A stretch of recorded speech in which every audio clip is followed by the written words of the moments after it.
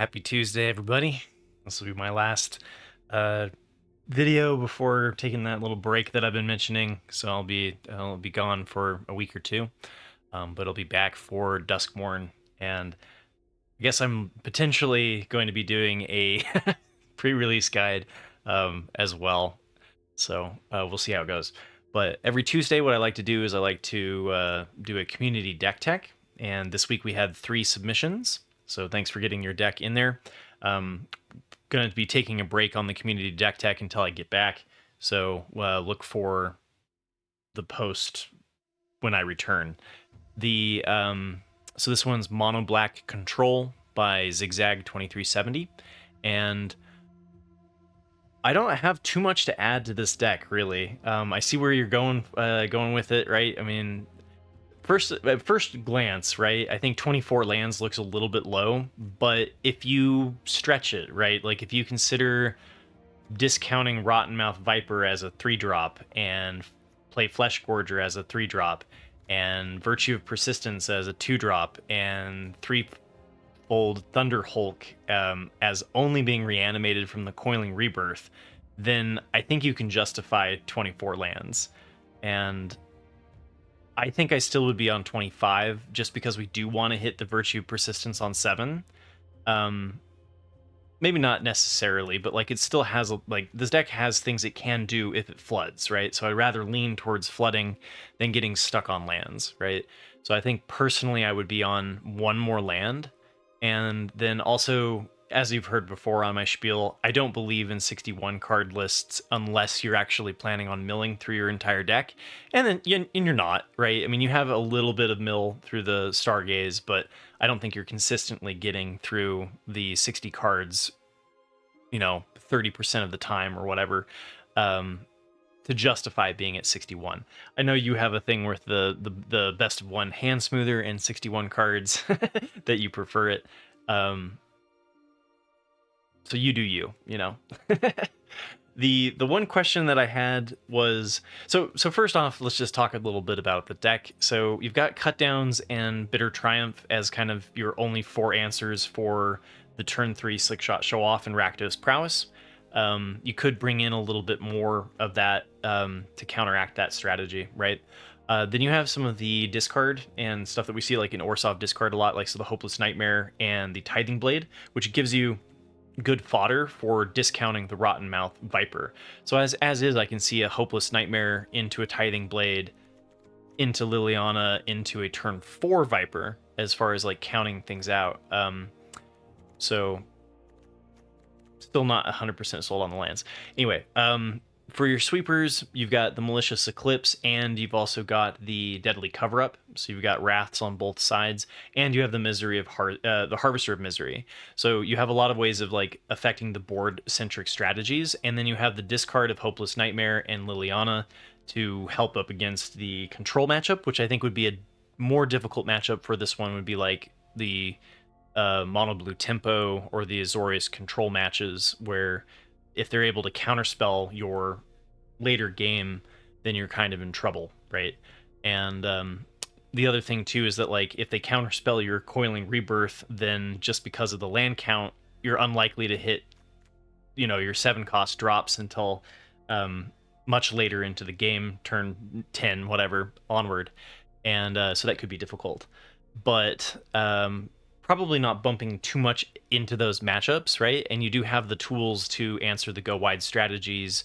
And I like the Stargaze here for both the reanimation as well as kind of like being a memory deluge for a control deck. I think that this card has a lot of potential in Orzhov and Mono Black control, and or just any form of Black X control looks pretty good. And so Coiling Rebirth really being your only reanimation. I kind of want this to be at 4 with how heavily I feel like we need to lean on this with the current land count to hit our 7 drops. And so I would be tempted to take that one up to 4, but then again, if you don't have a graveyard, it's a dead card, so I can see it being at 3.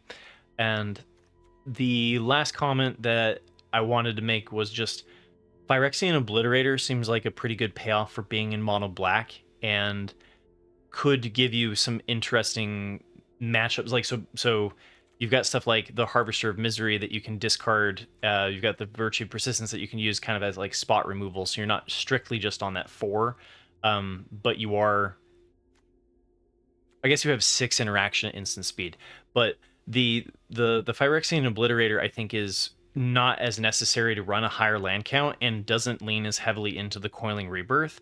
So since you're not really looking to hard cast the threefold Thunder Hulk all that often, my question is the Phyrexian Obliterator just a better threat than something that requires you to cheese it out of the graveyard, right?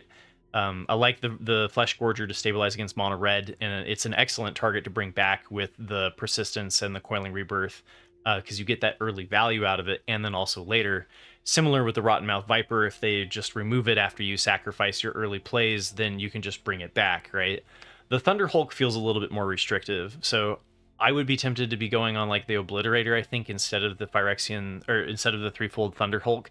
Unless I'm missing something, right? I mean, like, you do have some synergies off of like the Fountain Port to be able to sacrifice the 1/1 tokens, but no real like benefit to going wide or hitting them multiple times with like Gix or anything like that. So just would love to hear your thoughts on why this card would be worse than the threefold Thunder Hulk. And yeah, so thanks for your submission, Zigzag. Number 2 is a take on Izzet Tempo by Snake Druid, and it's trying to replace kind of the mono blue tempo strategy that was based off of like the Spyglass Sirens with the ninjutsu to then reanimate the artifact with the Unctus's Retrofitter and the Zoetic Glyph, and then bringing in red. And I've explored this archetype a little bit, and I think it's fun in a budget space, right? So there's a type of magic that's called Gentry, and it's where you have like sort of a budget list where you can have like 15 uncommons and a specific amount of rares. Off the top of my head, I think it's like 4, and they can only be single copies if you do have a rare. So you might want to look at Gentry as some ideas of this list, or maybe even try competing with this list in a Gentry event if you can find one. That being said, I did find an interesting Izzet Tempo deck in a Gentry tournament on August 17th that might give you some ideas where alternatives that you could take with the archetype. So first off, let's so yeah, if you look up the Gentry Casual International Tournament on August 17th, you'll get the list that I was looking at by Hacks. Just has some alternative ideas and is kind of limited to the budget space that you were already building in. So we're going to use that kind of to guide this conversation. So first off, the land count, you've got 15 sources of blue and 15 sources of red, and you're running 22 lands with a 2 tapped sources coming off of the Eroded Canyon, right?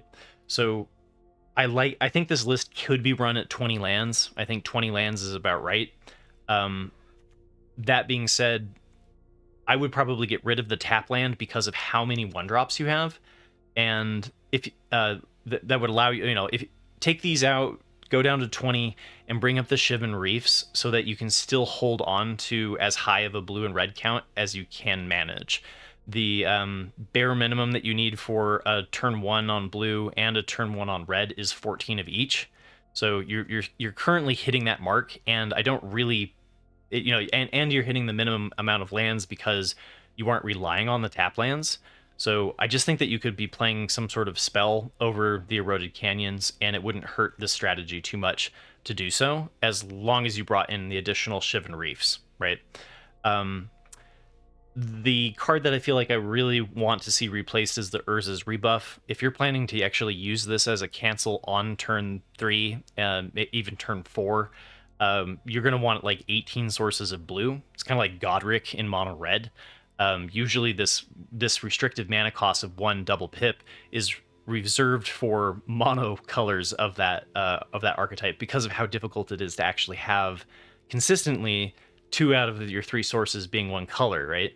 So I think I would replace this with some other counterspell if you really want the counterspell in there. Even like a Phantom Interference or something like that would be easier to cast with the split mana cost. That being said, though, there's an alternative that I think fits relatively well that we had in the mono blue tempo deck that works well with all the artifact synergies and didn't rotate away, and that's Machine Over Matter. Really helps with stalling down mono red. It helps you with like bouncing your important pieces back to your hand. And so it could be a good alternative is just to go for bounce instead of the counter. Something to explore. The general strategy I forgot to mention was kind of like reanimating the Diamond Pickaxe with either the Zoetic Glyph or the Filched Falcon or the Retrofitter, and artifact synergies to boot. And so I would try to get the Gleaming Gear Drake, especially because it's an uncommon. I would try to get 4 copies of this card because I think this is a huge payoff to being in Izzet specifically for the early tempo artifact space. So I think this one's one of your stronger cards and would like to see this one at 4. The Yosha Declares War is not commonly included because for 1 in a red you have better removal spells than the Chapter 2. You don't want to be doing the Chapter 2 or Chapter 1 on turn 2 and then by turn 4 hitting into something once with the 4/4 just is a little bit lackluster for constructed, in my opinion. I'd like to hear from you how it's played out. Like, it seems like a fun inclusion. I'm not sure it's the most competitive choice, even for a budget build like Gentry. So, take my comments with a grain of salt as always. The other thing too is Case of the Filched Falcon and Zoetic Glyph. The mono blue tempo deck was running 4 Retrofitter, 4 Glyph, and I've seen a lot of lists leaning into the 4 Filched Falcon, 4 Zoetic Glyph, and I think bringing in the Retrofitter as well is just a little bit over the top. If you have a whole bunch of your payoffs, right, like if you have a whole bunch of your things that need artifacts but you don't have any artifacts, then I imagine that 10 starts to get into that area where you sometimes aren't able to animate anything. Right, and so I'd be tempted to cut the Retrofitters and just lean into the Zoetic Glyph and the Case of the Filched Falcon. And I also grabbed some of those ideas from Hacks from the tournament, that there are some alternatives. So like you were mentioning, not much of interest came in during Bloomburrow. Fountain Port Bell, especially in combination with the Forensic Gadgeteer, I think is interesting, because you get that kind of like free cycle and it can kind of help lower your mana even further. So that could be something to explore. I've seen it in some lists. Candy Trail as well is another one that works well with the Forensic Gadgeteer. Again, the rare, maybe you want to keep it more budget than that. As far as mythics and such go, Legion Extruder I've seen in some lists being able to kind of give you the reach of, if they do have an answer for your Zoetic Glyph, then you can switch into destroying your artifacts to create 3/3s, and also is kind of playing as removal.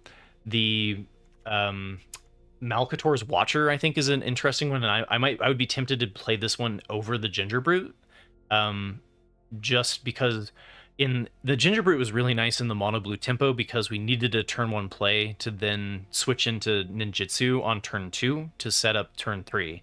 And in this one, I could see it not being, you need more 2-drops, right? With the Gleaming Gear Drake being your only 2.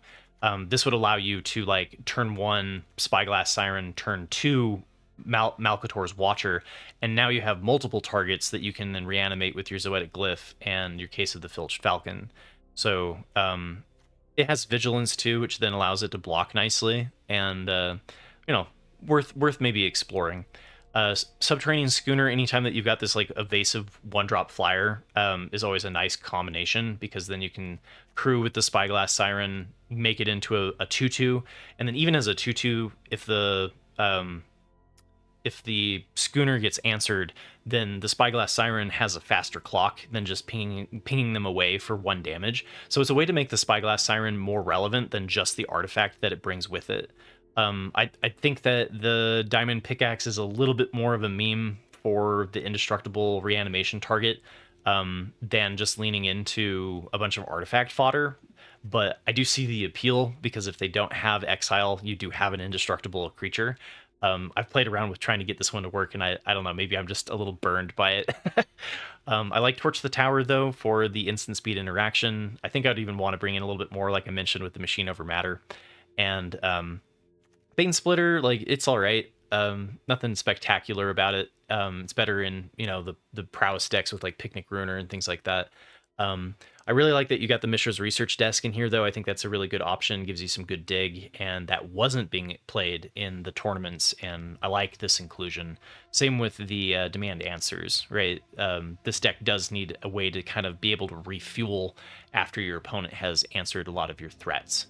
So, hope that gives you some good ideas. I forgot to mention it too. Sir Ginger kind of gives you an additional Gleaming Geardrake effect, where you get a +1/+1 counter whenever you are sacrificing your artifacts. So especially if you're leaning into like the Gadgeteer and Bells and Candy Trails and doing more of the like popping clue tokens thing that this deck can be doing if you have more Gleaming Geardrakes, Sir Ginger fits pretty well in as just like a one of for the Gentry format.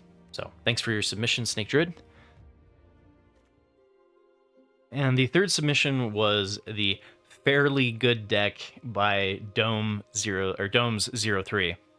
And appreciate the name of the deck. I like it a lot. It's a good way to talk about the fairy, pixie, Feyblade, Orzhov Discard, whatever. This deck has many names, right? So the general theme of this, if you haven't seen it before, is to be picking up your permanents that have interesting ETBs, like Hopeless Nightmare, Tithing Blade, Bandit's Talent, even a Novice Inspector to get the clue token again. Then you're playing Braids, which then can sacrifice the fodder that this deck then creates. Fuels Braids quite nicely for converting that into value. We've got Zoraline to bring back then threats, and it gives you a nice mid-range thing that can reanimate 3 or less from your graveyard. And Beza as a stabilization against mono red. Notably, this deck was built for best of 3, and so they were talking about play testing it a lot and playing it against their friends and stuff in their local game store, right? So the Hostile Investigator gives you some hate against the control matchups like Liliana as well, and the Tithing Blade, and Shieldred the Apocalypse is a nice stabilizing mid-range, especially against like mono red. Rottenmouth Viper, we've seen some Orzhov discard lists leaning towards the Rottenmouth Viper as a top end, while others have been playing alternatives. And then we have the Virtue of Persistence for early interaction that then also gives us the graveyard reanimation. So I've talked about the Orzhov discard deck a lot, and I am slightly biased because I really like Cabeza de la Bolo's build that I talked about in week 5. And so if you haven't seen that one, I definitely recommend checking it out. Just like I pointed last week in the community deck tech to go check out the list by Cabeza de la Bolo. And it has more bounce synergies, right? So it's bringing in the Guardian of Gearpore, which then allows us to blink something without having to replay it. Which fits into the Pixie theme, right? Carrot Cake then gives us better fuel and stabilization for Braids, as well as Scry, to be able to kind of get past some of the lands if we're like flooding out. And Ruthless Lawbringer then also being a nice target to bring back with the bounce off of the Guardian of Gearpore. And not that it's necessarily superior to the build that you've got going here. This is perfectly fine. One thing that I do want to see is a little bit more focus on which archetype or what strategy are you trying to answer in your main board on the first game, right? Like hedge a little bit more towards your expected matchup, and then have a strategy that you're going to adapt into post board, right? Because right now it kind of feels like you're kind of trying to cover both creature centric and non-creature centric builds, and then sideboarding to tweak that matchup to be more favorable in match 2, rather than starting out hoping to come up with a good one and then sideboarding more heavily into it if it's not, right? And so for example, Cabeza de la Bolo started with the Hopeless Nightmare, cut the Hopeless Nightmares down to 2. The Bandit's Talents were started out in the sideboard, and the Hostile Investigator also started in the sideboard. and that then hedges it worse against control. And you can bring all of those in game 2 if you're up against Azorius control or like domain, where that discard is more favorable, right? Because if you end up against like aggro, making them discard their hand, it doesn't really matter if the game's over by turn 3, right? So it depends on how much you're coming up against like Gruul aggro. You might want to do the exact opposite, which is set this up to have all of the possible hand hate that you could possibly, muster in the board originally. And it depends on what tournament you're playing in, right? The other one too that I forgot to mention was the Witch's Vanity is a way to kind of play like a get lost that you can then get additional value for your braids. It maximizes this card a little bit more, right? Because the downside with Get Lost is, or the upside with Get Lost is you hit enchantments and planeswalkers, which this deck should already be doing okay against the planeswalker decks because of being able to attack their hand and planeswalkers tending to be kind of expensive. The enchantment, on the other hand, is the pro to running the Get Lost, and the downside is giving them the 2 map tokens, and there are some matchups where giving them the 2 map tokens is going to matter more than personally focusing on making our own braids better, right? By giving them the additional value off of the map tokens. Specifically, domain comes to mind, right? So just an alternative to think about. You probably have already considered it as well. So Hostile Investigator, already talked about moving the Bandit's talent and the Hostile Investigator to the sideboard if you're expecting an aggro matchup. And then let's talk about the sideboard a little. Oh no, let's talk about the lands. So one of the things that I always like to talk about is, have you got good lands? And this looks very good. You've got 16 sources of white, 16 sources of black, and you're running 22 lands instead of 24, which is my only complaint, that this seems a little bit low for best of 3. Right? So in best of 1, you have a hand smoother and you can lower the amount of lands. If you've been play testing it on best of 1, keep that in mind. In best of 3, you do not. And just looking at the CMC and the curve requirements of this deck, I think that 24 seems about right. You could maybe get away with 23, but 22 seems like you're tap dancing with maybe being a little bit on the low side, right? It also depends on how much you want to hit Virtue of Persistence on turn 7 and how much you're going to discount the Rottenmouth Viper. So take it with a grain of salt. Maybe 22 has been right for you, but Cabeza de la Bolo ran 24 and even had a lower curve than this. Just because you are picking things up and replaying them off of the Pixie makes this deck not particularly... it makes it hungry for mana. Right. And then you can also, if you're flooding out, you can always sacrifice lands to braids for value. So again, I think this is another deck that kind of works better in flood than it does in screw. And then maybe should be on a slightly higher land count because everybody wants to cut lands. I get it. And I think a lot of people just psychologically deal with being stuck on lands better than they do with top decking a whole bunch of lands in a row. And I think that they're both equally detrimental, right? Depending on the deck, right? So I would try to get 2 more lands in here. And I think there's a couple of things that you could up the 2 lands and then you could bring 2 things to the sideboard, like the Hostile Investigator, like I mentioned, or Shield of the Apocalypse. It depends on how much you're coming up against those aggro decks and feeling like you need the life gain off of the Shieldred. But I think there's room to kind of squeak those lands back in, and I would do that. So as far as the sideboard goes, I think you've got a really great one. I've got Rest in Peace for the 4-color Reanimator deck. You've got the 2 additional copies of Get Lost I'm not sold on, but we already talked about that.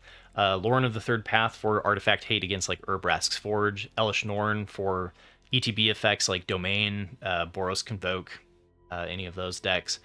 You've got the Deadly Cover-Ups, which I would rather see these be a 3-cost Wrath, right? Like a Malicious Eclipse or Glistening Deluge, or one of those that affects the early go wide strategies like Rakdos Lizards, because I think that this deck controls pretty well into the mid-range, and don't really feel like the sweeper is as important as preventing yourself from the go wide strategy that this deck struggles with, because everything here, whether you're making them discard or sacrifice, is all about answering one for one.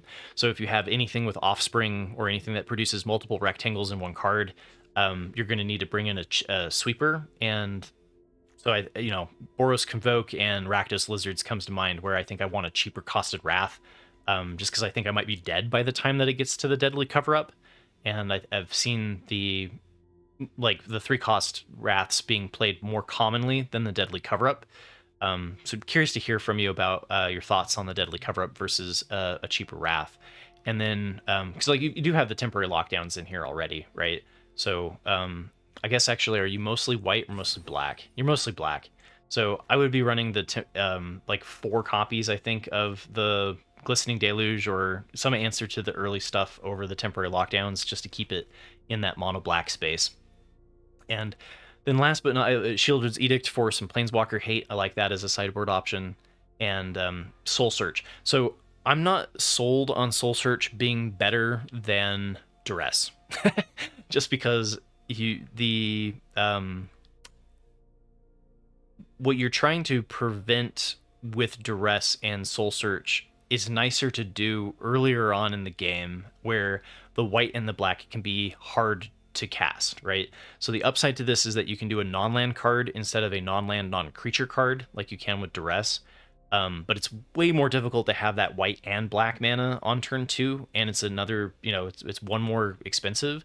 So we've seen Pilfer, which is 1 and a black, being played, talked about in my meta breakers. So that one more mana over Duress does matter, right? And so I'm not convinced on the Soul Search being better than the Duress, just because if Duress doesn't hit creatures, I don't think that that's a problem for this deck because of being able to control the board so well, right?